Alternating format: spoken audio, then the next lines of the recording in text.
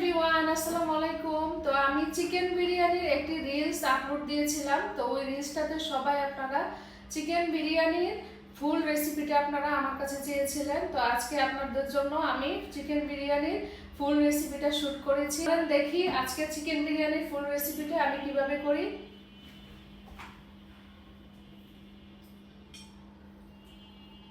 এটা আসলে রেসিপি না, এটা আসলে রেসিপির শেষে। তো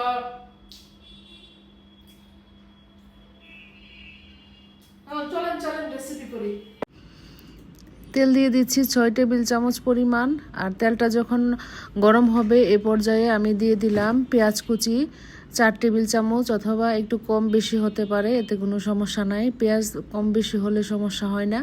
আর দিলাম সে সাথে সব ধরনের গরম মশলা, সব ধরনের বলতে এলাচ, দারচিনি, লং ও গোলমরিচ, অন্য কোনো মশলা না। আর বাকিগুলো তো আপনার বিরিয়ানি মশলাতেই দেয়া থাকে। আর দিলাম এখানে 1 টেবিল চামচ পরিমাণ রসুন বাটা আর 1 টেবিল চামচ পরিমাণ আদা বাটা।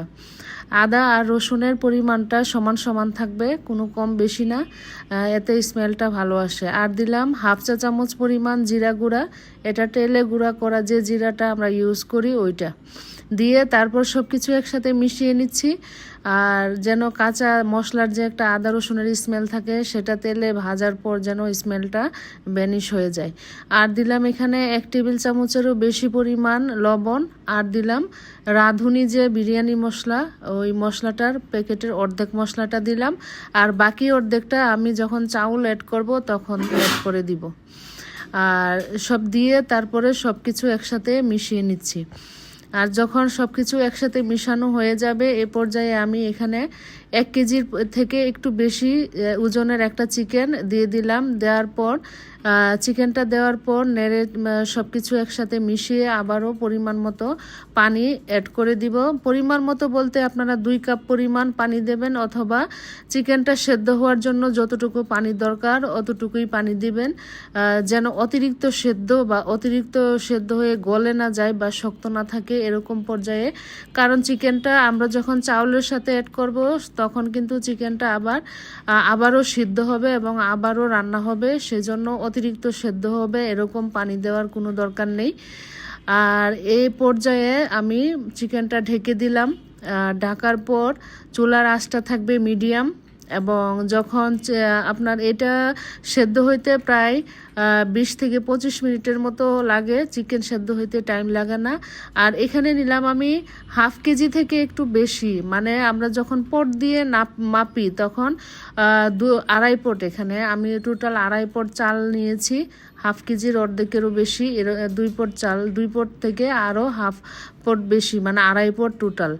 আর পানির পরিমাণটা হচ্ছে এখানে ফুল আপনার হাফ কেজির চালের সাথে এবং 1 কেজি চিকেনের সাথে ফুল আমার 1 লিটার পানি লেগেছে। যারা নতুন রাঁধুনি তারা পানির ওজন মানে পরিমাণটা বুঝতে পারেন না, তাদের জন্য বলা হচ্ছে এখানে আপনারা পানির পরিমাণটা হচ্ছে যখন আপনারা চিকেন বিরিয়ানিটা রান্না করবেন। আর এখানে দিলাম আমি হাফ কাপ পরিমাণ দুধ। আর পানির পরিমাণটা আবারও বলছি, আর ওই যে বাকি যে মশলাটা আমি অ্যাড করেছিলাম ওই বাকি মশলাটা আমি আপনার বিরিয়ানির সাথে অ্যাড করে দিলাম। অ্যাড করার পরে আবারও সব কিছু একসাথে মিশিয়ে নিচ্ছি। আর যা বলতেছিলাম সেটা হচ্ছে পানির পরিমাণটা এখানে আমি টোটাল 1 লিটার পানি আমার লেগেছে আর হাফ কাপ দুধ। এর চেয়ে বেশি পানি দিতে হবে না, দিলে আপনার গলা গলা হয়ে যায়, তখন ভালো লাগে না। আর দিলাম 4টা কাঁচামরিচ দিয়ে আমি ঢাকনা দিয়ে ঢেকে দিলাম। আর ঢাকনা দিয়ে ঢেকে দেওয়ার পর চুলার আঁচটা থাকবে হাই স্পিডে, এবং চুলার আঁচটা যখন হাই স্পিডে থাকবে ফুটে যখন দেখবেন যে পানি, চাউল, চিকেন সমান সমান অবস্থায় একটা সমান অবস্থায় চলে আসছে, তখন চুলার আঁচটা আবার মিডিয়াম করে দিবেন। আর চুলার আঁচটা আপনার প্রথমে হাই হিটে রাখবেন, পরে মিডিয়াম রাখবেন, একবারে লাস্টের দিকে একবারে স্লো করে দিবেন। এতে বিরিয়ানি আপনার রান্নার যে একটা তখন এটা ব্যালেন্সটা ঠিক থাকে।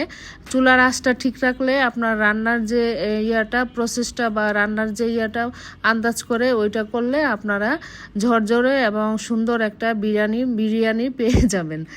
আচ্ছা, যাই হোক, তো দেখতেই পাচ্ছেন এখন চুলার আঁচটা কিন্তু আমার মিডিয়াম। আর আমি সব কিছু, আর এখানে আমি দিয়ে দিলাম ঘি পরিমাণ মতো। অতিরিক্ত ঘি দিলে আবার দেখা যাবে ঘিয়ের স্মেলে খেতে ভালো লাগে না। তো আমি এখানে 1 টেবিল চামচ পরিমাণ ঘি অ্যাড করে দিলাম। আপনারাও ঘিটা দিতে পারেন, স্কিপও করতে পারেন, সমস্যা নেই।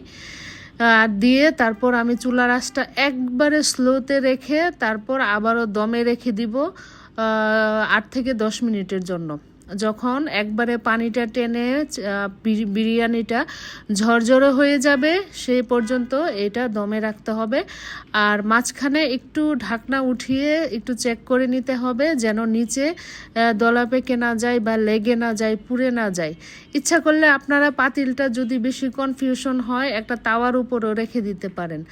আর এখানে আমি দমটা যেন চারদিকে একবারে ছড়িয়ে যায় এবং ভাপটা যেন চাউলের উপরে উঠে আসে, একটা কাঠির সাহায্যে বিরিয়ানির উপরে ছোট ছোট করে হোল করে দিচ্ছি যেন ভাপটা পাতিলের চতুর্দিকে উঠে আসে এবং চতুর্দিকে যেন দমটা ছড়িয়ে যায়। যে এতে কি হবে, চাউল অনেক সময় আস্ত মানে ভিতরে একটা শক্ত ভাব থাকে, ওইটা চলে যাবে। দমটা চতুর্দিকে যখন তাপ লাগবে তখন চাউলের ভিতরের অংশের মধ্যে যে একটা থাকে ওই সেটা আপনার ভাপে সমানভাবে সবগুলা চাল সেদ্ধ হয়ে যাবে। তো দেখতেই পাচ্ছেন বিরিয়ানিটা এখন কত সুন্দর ঝরঝরে হয়ে আছে। আর এটা হচ্ছে আপনারা আমি যেভাবে কথাগুলা বলেছি সেভাবে যদি আপনারা ফলো করেন অবশ্যই এরকম সুন্দর একটা চিকেন বিরিয়ানি পাবেন, এবং যদি ভুল না করেন আর কি। আমার রেসিপিগুলো ভালো লাগলে অবশ্যই আমার রেসিপিগুলো শেয়ার দিয়ে এবং লাইক কমেন্ট করে। আর আমার একটি ইউটিউব চ্যানেল আছে সাইফুন কিচেন, আপনারা ইউটিউব চ্যানেলে গিয়ে সার্চ দিলেই আমার আরও মজার মজার অনেক সুন্দর সুন্দর রেসিপিগুলো পেয়ে যাবেন। আর হ্যাঁ, আমার চ্যানেলটি সাবস্ক্রাইব করে বেল বাটন ক্লিক করে দিবেন, এতে আমি যখন নতুন নতুন কোনো রেসিপি আপলোড দিব আপনাদের কাছে দ্রুত নোটিফিকেশন চলে যাবে। সবাই ভালো থাকবেন, সুস্থ থাকবেন, দেখা হবে ইনশাল্লাহ পরের কোনো রেসিপি নিয়ে। আল্লাহ হাফেজ।